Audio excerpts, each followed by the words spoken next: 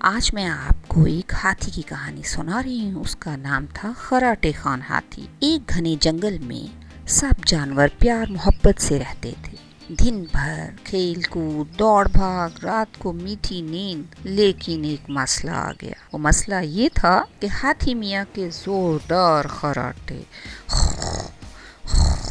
ہاتھی میاں کا نام خراٹے خان کیونکہ جب وہ سوتے تو پورا جنگل گونج اٹھتا اس کے خراٹوں سے۔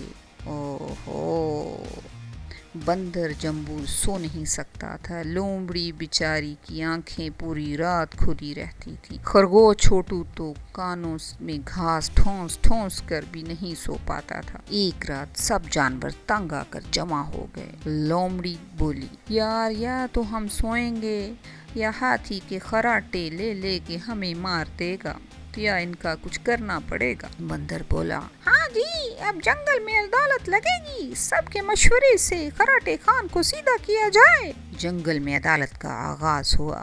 زیبرا جج بن گیا، کچھوا وکیل تھا اور الو میاں گواہ تھے۔ جج زیبرے نے کہا، ہاتھی میاں، آپ کے خراٹوں نے تو پورے جنگل کی نیند حرام کر دی ہے، کوئی حل بتائیں ورنہ سزا ہوگی۔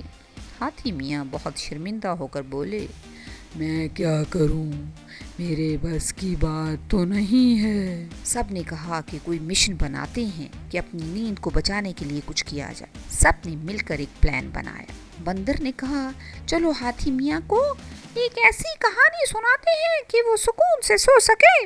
لومڑی نے فوراً کہا، میں دن میں کھیل کود کراؤں گی اور رات کو اس کو تھکا دوں گی تاکہ یہ سو جائے۔ چنانچہ دن بھر کھیل کود، ہاتھی میاں کو دوڑایا جاتا، جھولا جھلایا جاتا، تالاب میں لایا جاتا۔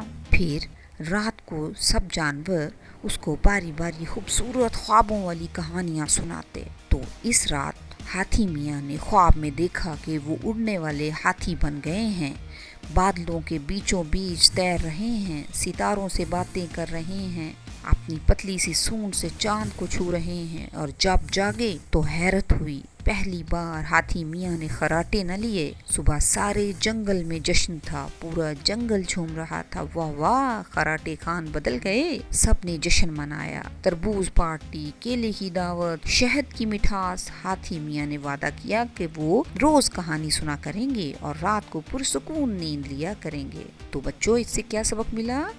پیار، دوستی اور سمجھداری سے ہر مسئلے کا حل نکالا جا سکتا ہے، اور اگر ہاتھی کو کہانی سناؤ گے تو وہ خراٹے بند کر دے گا۔ ٹھیک ہے، تو بچوں ایک دوسرے کا خیال رکھنا چاہیے۔ Bye bye.